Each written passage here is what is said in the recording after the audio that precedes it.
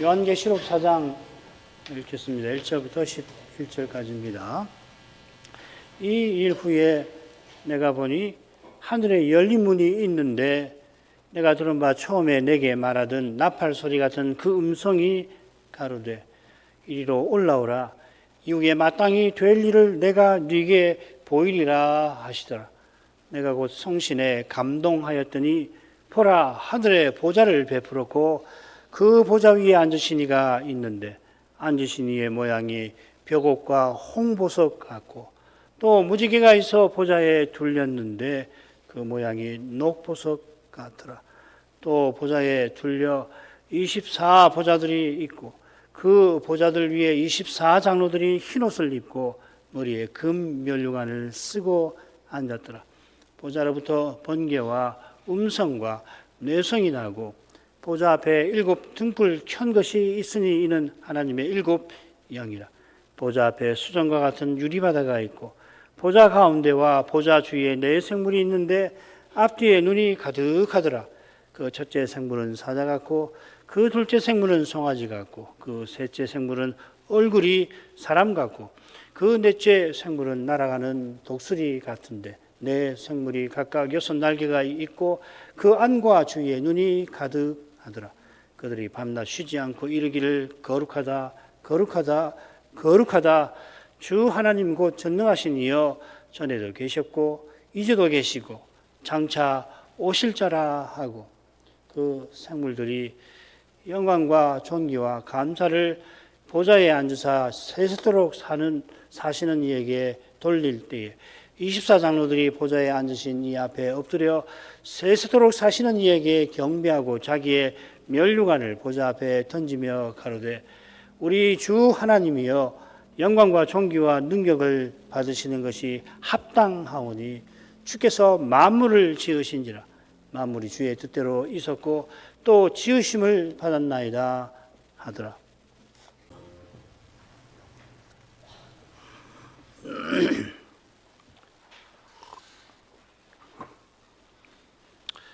우리가 요한계시록 본론을 7개 성서 이상을 쫓아서 살피는 중이죠.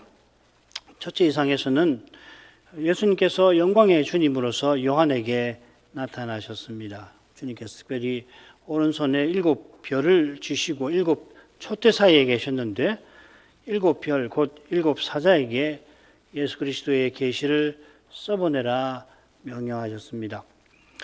주님께서 거니신 7 촛대가 7 교회인데 이 촛대가 둘째 성소 이상에도 등장합니다. 하나님의 보좌 앞에 7 등불 켠 것이 있는데 이 7 등불은 결국 7 촛대를 가리킬 겁니다. 7 촛대가 우선은 아시아의 7 교회, 아마 요한이 목회한 교회들을 가리킵니다마는 이 7 교회는 결국 보편교회를 대표합니다.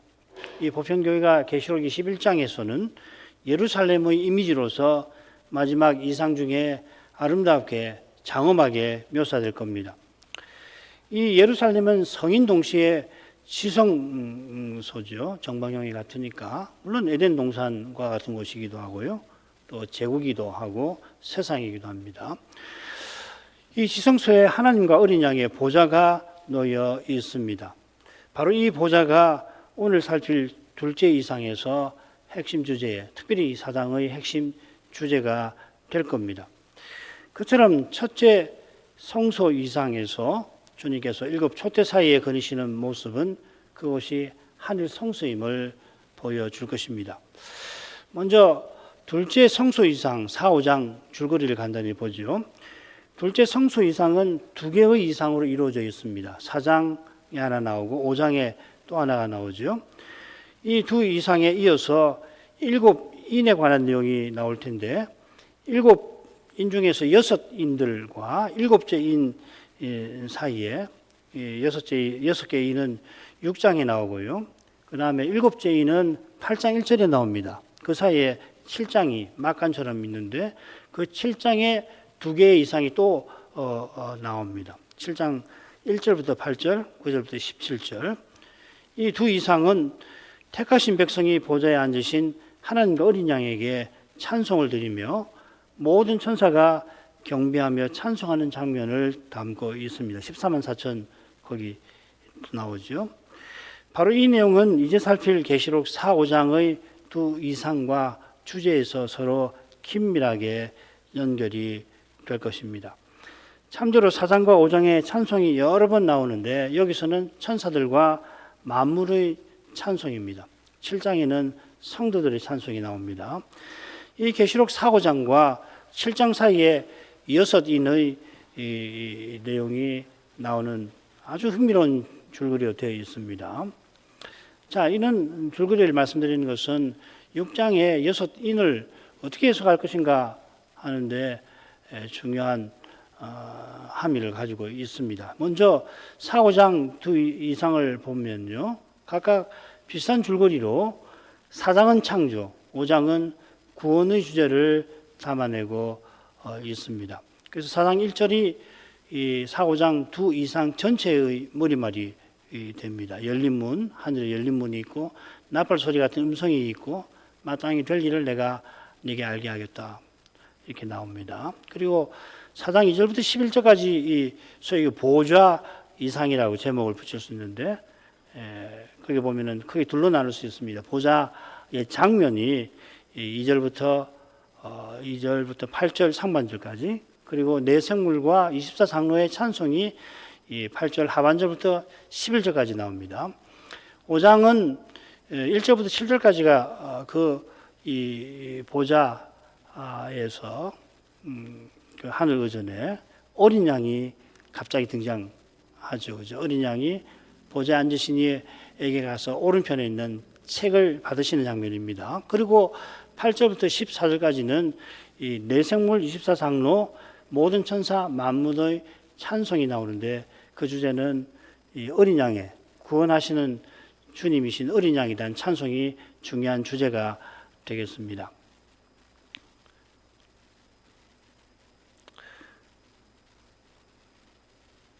안에 나오는 내용은 금방 설명드린 건데 중복되기도 할 것 같으니까 넘어가죠. 이건 계속해서 살필 거니까 넘어가는 것이 좋겠습니다. 너무 서론이 길면 그러니까 바로 본론으로 본문으로 들어가죠. 4장 1절로 가십시다. 그러니까 아까 말씀드린 대로 4장은 창조에 관한 거고 5장은 어린 양, 구원에 관한 주제를 안고 있고, 공통점은 하늘 오전에 관한 이상이라고 하는 거죠. 그죠? 그리고 그 내용이 크게 둘로 나눠지고 찬송이 각각 나온다라고 하는 거, 이런 정도로 일단 생각을 하고 강설을 드리시기 바랍니다. 1절로 가죠. 이 일 후에 내가 보니 하늘에 열린 문이 있는데 내가 들은 바 처음에 내게 말하던 나팔 소리 같은 그 음성이 가로되 이리로 올라오라. 이후에 마땅히 될 일을 내가 네게 보이리라 하시더라. 이 일 후는 이제 기록한 이 두 번째 성소 이상이 요한이 처음 성소 이상을 본 다음에 본 것이라 하는 뜻입니다. 무슨 말이냐면은 처음 이상, 성소 이상의 내용이 지금 보는 두 이상의 내용보다 시간상 가만있어 보자. 시간상 이전이라는 뜻이 아니죠, 그죠? 먼저 보았고 그 다음에 시간적으로 앞서고 그 다음에 이제 사고장이 1장보다 시간상 뒤에 놓는다, 그런 뜻이 아니란 말이에요. 순서의 문제라는 말입니다. 조금 제가 부정하게 거꾸로 쓰는 것 같으네요. 4장의 이상은 창세일의 하늘 의전의 모습이고 5장은 십자가 지신 어린 양이 승전하신 모습을 묘사합니다. 그렇다면 5장의 이상의 내용은 1장의 이상, 부활하신 영광의 주님이 나타나신 거니까 그보다 시간적으로 앞서게 되는 거겠죠. 그죠? 창세 때 이야기는 말할 것도 없고요. 요한이 하나의 중요한 이상을 보고 이제 새로운 성소 이상을 본다 하는 뜻입니다. 내가 보니. 요한이 봤는데 한글 개역에는 번역되지 않습니다만, 그리고 보라 하고서 하늘에 열린 문이로다 이렇게 외칩니다. 우리가 이해하기 쉽게 여러 영역본들도 보면 보라 한 문이 하늘에 열려 있다 이렇게 흔히 새깁니다마는 성신께서 이상 중에서 요한에게 먼저 하늘에 열린 문 하나를 탁 보여 주시는 겁니다. 열린 문은 6째 서신에서 이미 우리가 접했지요. 그죠? 내가 네 앞에 빌라델비아 사자 앞에 열린 문을 두었다 하셨습니다. 주님께서 열린 문을 그 사자 앞에 두었다 하신 것은 그들이 하나님 나라로 들어가게 하신 것을 가리킨다고 우리는 생각했습니다. 요한은 이미 열린 문으로 하나님 나라에 들어와서 지금 사도로서 마지막까지 죽는 순간까지 섬기는 중입니다. 이미 나이 많은 그가 죽는 순간까지 섬기도록 주님께서는 하늘의 열린 문을 통하여서 그가 교회에 전할 계시를 접하도록 허락해 주시는 겁니다. 이 하늘의 열린 문이라고 하는 것은 가령 주님이 세례 받으신 후에 하늘이 열리더니 성부의 음성, 계시가 들렸던 그 계시 사건을 가리키는 표현인 겁니다. 그때 성부께서 구약 성경에 예언하신 대로 예수께서 하나님의 아들 그리스도이심을 친히 알려주셨습니다. 예수님의 세례가 그리스도로 예수님의 공적 취임을 임을 계시하신 겁니다. 비슷하게 지금 하늘의 열린 문을 통해서 예수님께서 마땅히 될 일을 요한에게 알리려 하십니다. 요한이 이상 중에 이 계시를 받아 전할 때에 주님께서 가령 빌라델비아 교회 앞에 열린 문을 두신 그런 일들이 요한의 계시가 교회들에게 전파되고 교회에서 강설될 때에 열린 문을 두시는 그런 일이 일어나겠죠. 이 열린 문이라고 하는 표현이 둘째 이상을 첫째 성소 이상과 연결시키는 것처럼 내가 들은 바 처음에 내게 말하던 나팔 소리 같은 그 음성은 더 그렇습니다. 내가 들은 바 처음에라고 말한 것은 요한이 주의 날에 자기 뒤에서 나는 이 나팔 소리 같은 음성을 보려고 몸을 돌렸던 그걸 가리키는 거죠. 이게 첫째 성소 이상의 시작 장면입니다. 요한이 이 첫째 이상에서 이 음성을 보려 했던 것처럼 여기서도 이 음성을 보는 것처럼 사실 표현하고 있습니다. 번역은 그런 것을 잘 알아차리기 어렵지만 원문은 이 음성을 이번에도 보는 것처럼 표현합니다. 열린 문을 주님께서 요한에게 보여주셨는데 이어 나팔 소리 같은 음성이 말하고 있는 것을 보여주신 것 같습니다. 요컨대 요한은 자기가 이상을 보았다고 강조하는 겁니다. 나팔 소리 같은 음성에 담은 교훈은 전에 살폈으니까 넘어가죠. 소리니까 당연히 내가 들었다고도 밝히는 겁니다. 이 음성은 첫째 이상에서와 마찬가지로 이번에도 영광스러운 예수님의 음성입니다. 요한은 그 음성이 내게 말했다고 표현을 하고 영어도 보니까 내게 to me, spoke to me 이렇게 번역을 많이 했는데 원문은 첫째 이상과 마찬가지로 여기서 나와 더불어 말했다 이렇게 되어 있습니다. 여러 영어 번역 중에 이렇게 번역해 놓은 데도 있습니다. spoke with me 이렇게 되어 있습니다. 나와 더불어 이 표현 역시 7 서신에 3번 나왔죠. 그죠? 4대 서신, 라오디게아 서신, 짝을 이루는 2 서신에 아주 중요하게 나로 더불어 거기는 그렇게 번역되어 있죠. 주님께서 이기는 자들로 흰옷을 입고 주님과 함께 다니게 하시고 주님과 함께 먹으며 주님과 함께 보좌에 앉게 하실 거라고 약속하셨는데 이런 약속의 말씀을 전하는 요한을 얼마나 주와 함께 있게 하셨을까 우리가 짐작하고 남음이 있지요. 바로 이런 사실을 위해서 주님께서는 사도들을 너희는 친구다. 이제부터는 너희가 종이 아니라 친구다. 왜 친구라고 하는지 한번 요한복음 15장 15절 읽어보겠습니다. 이제부터는 너희를 종이라 하지 아니하리니 종은 주인이 하는 것을 알지 못함이라.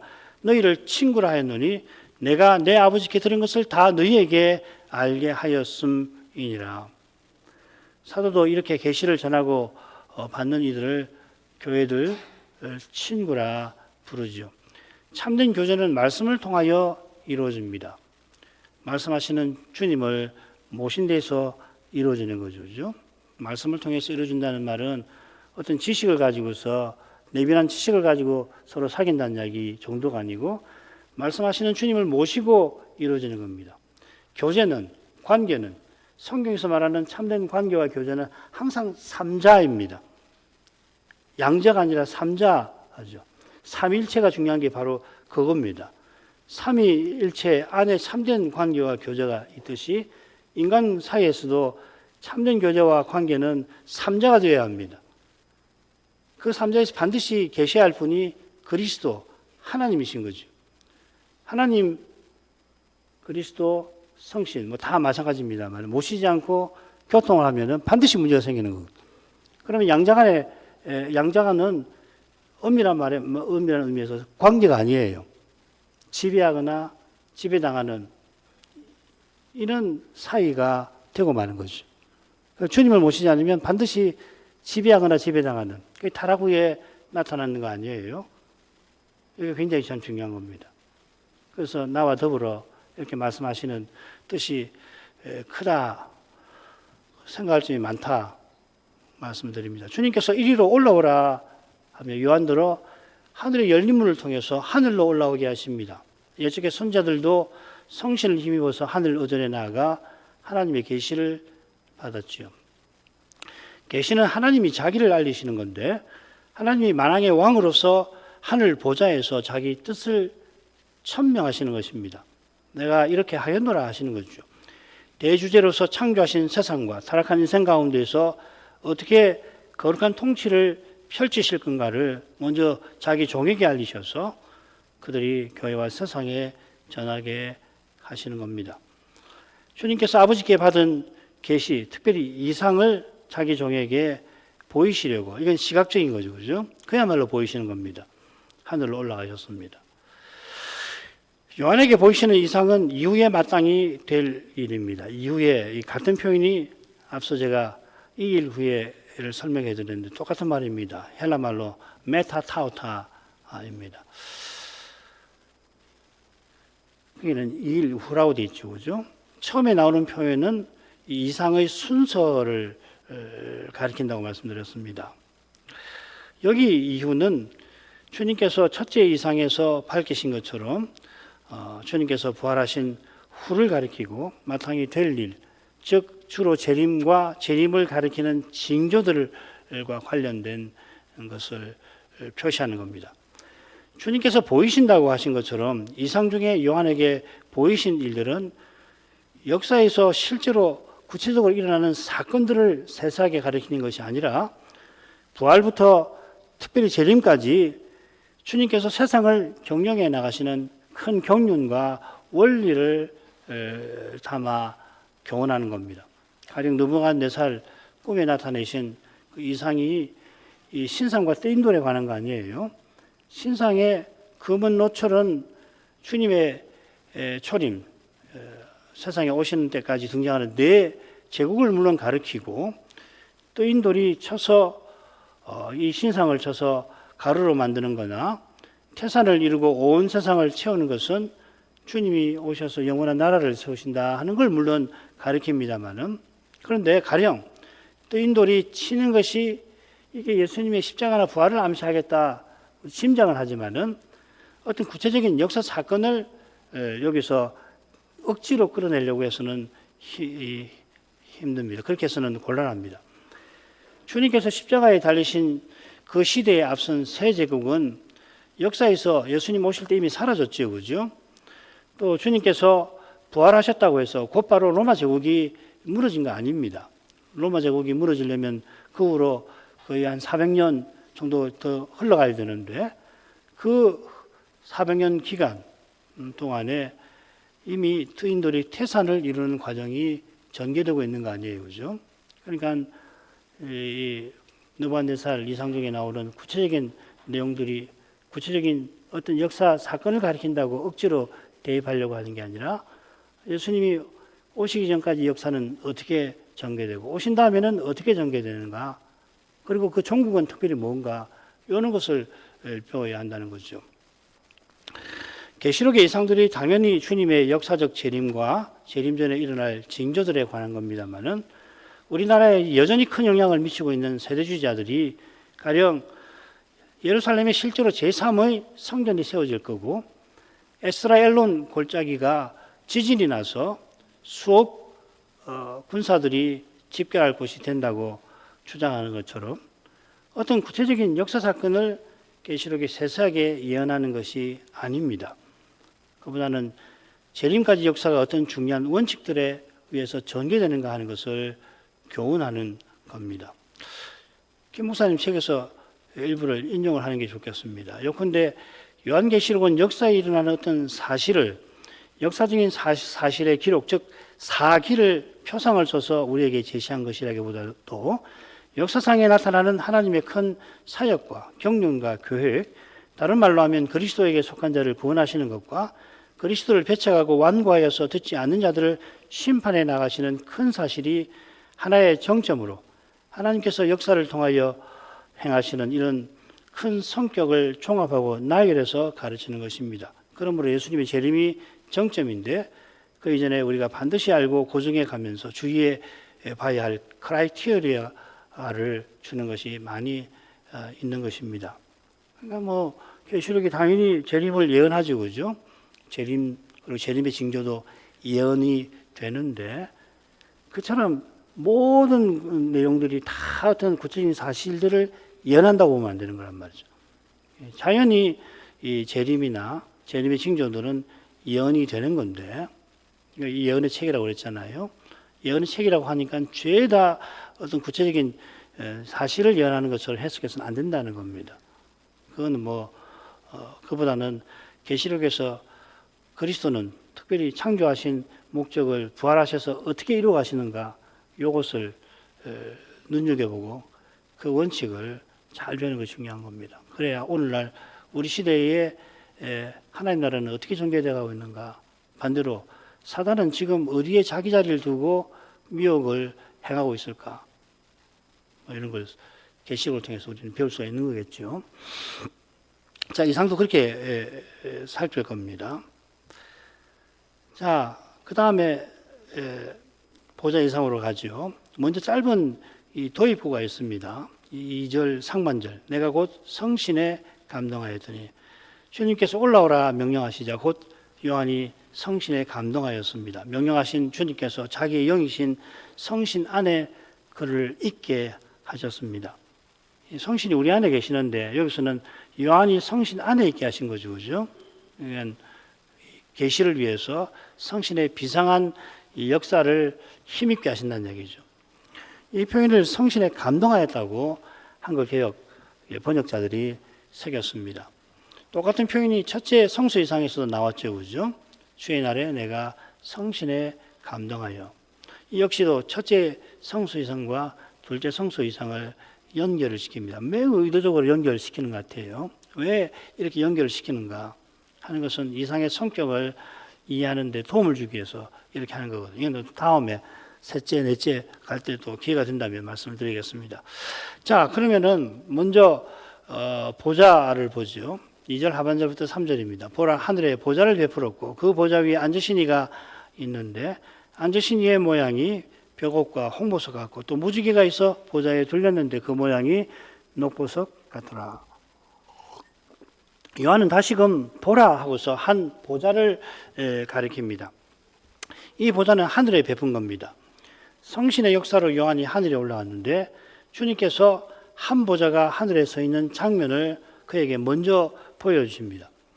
한 보좌가 서 있는 걸 보는데 그 보좌에 한 분이 앉아 계십니다.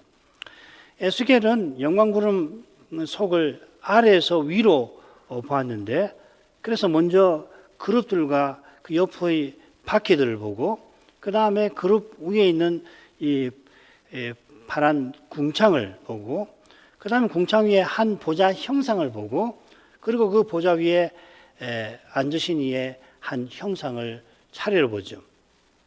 반면에 이사야가 하늘에 올라갈 때는 요한처럼 여호와께서 보좌에 앉으신 것부터 봅니다. 이사야 6장입니다.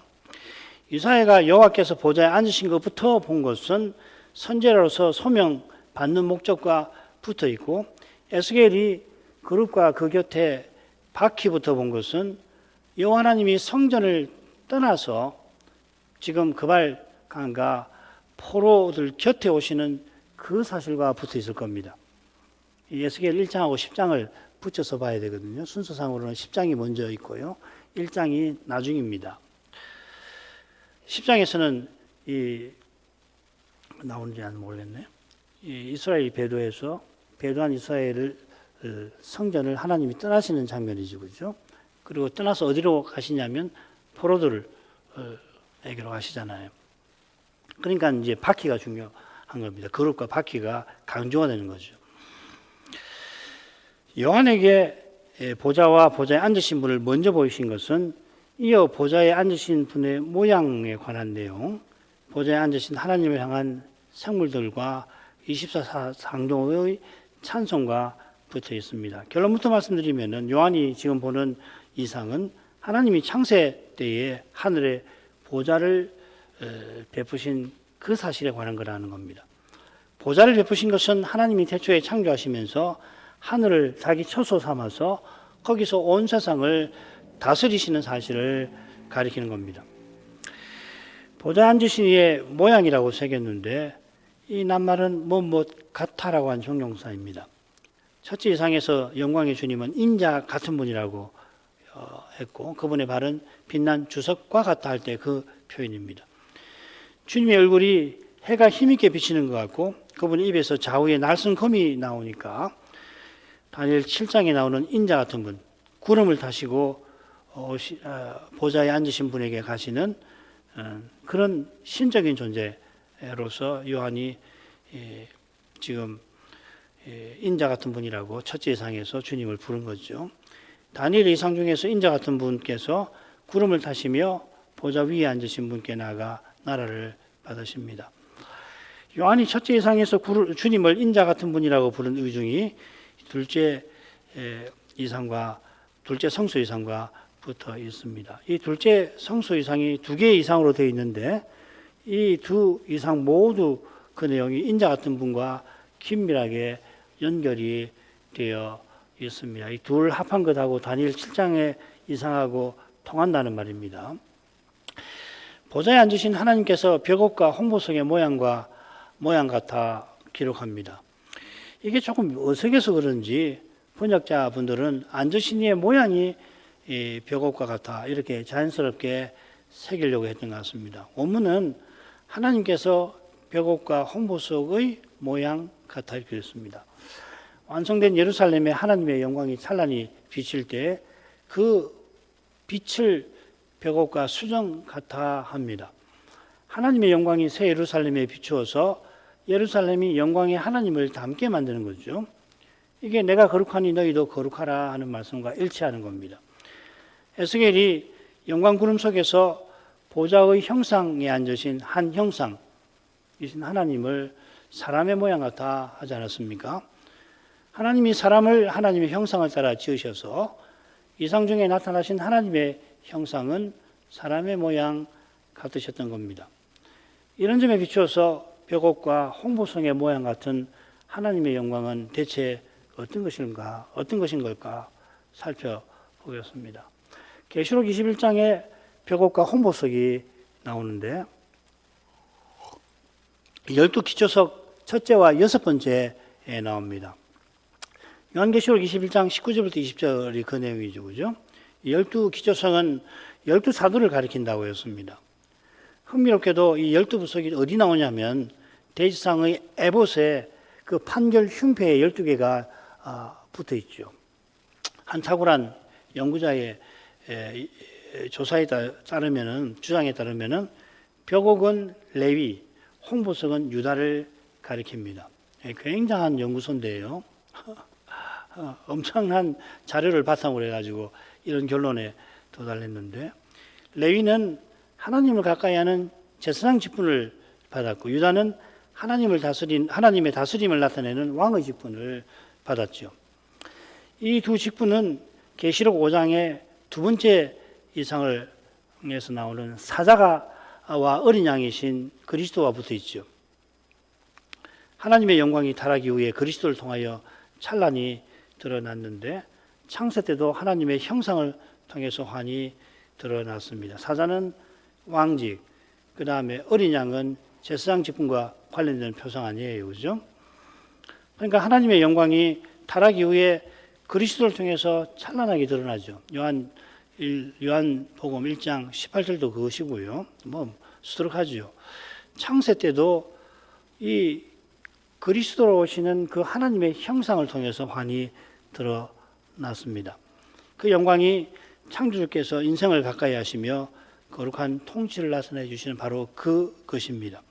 이게 창세기 1, 2장의 핵심 교훈이기도 하죠.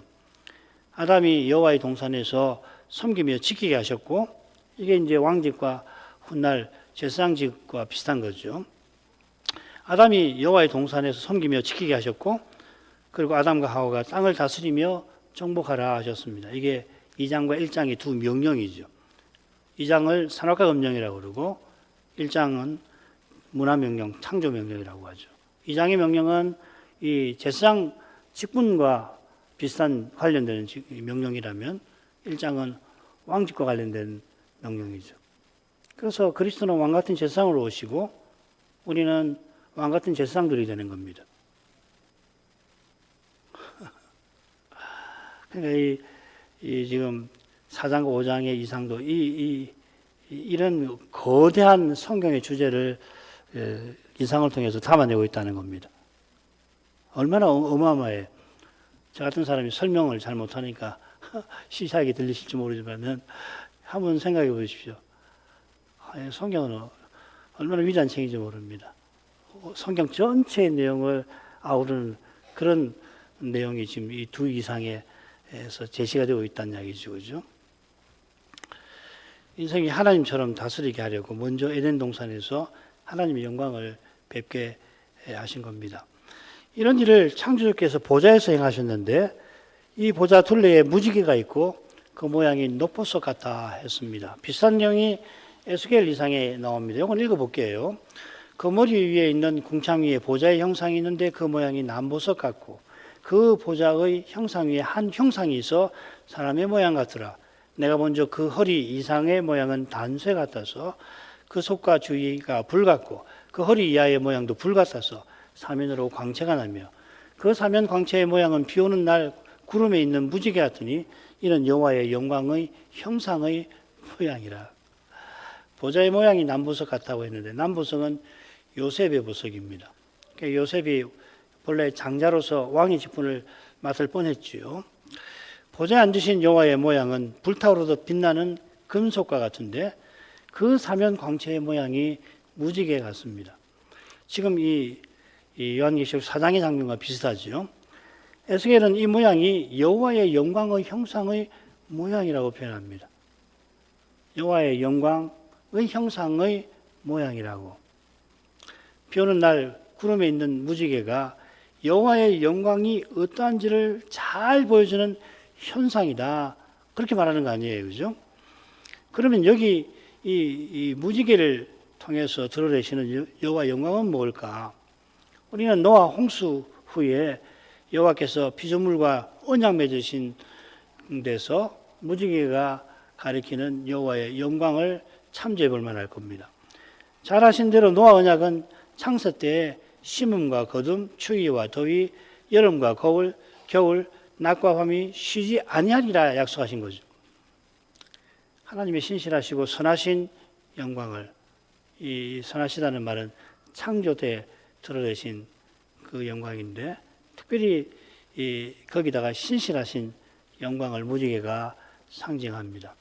비 온 후에 무지개가 하늘에 아름답게 수놓을 때마다 우리는 하나님이 창조하신 세상을 인생이 타락했음에도 여전히 보존하시고 지키심을 믿고 그래서 그 하나님을 의지하여 흔들리지 아니할 것입니다.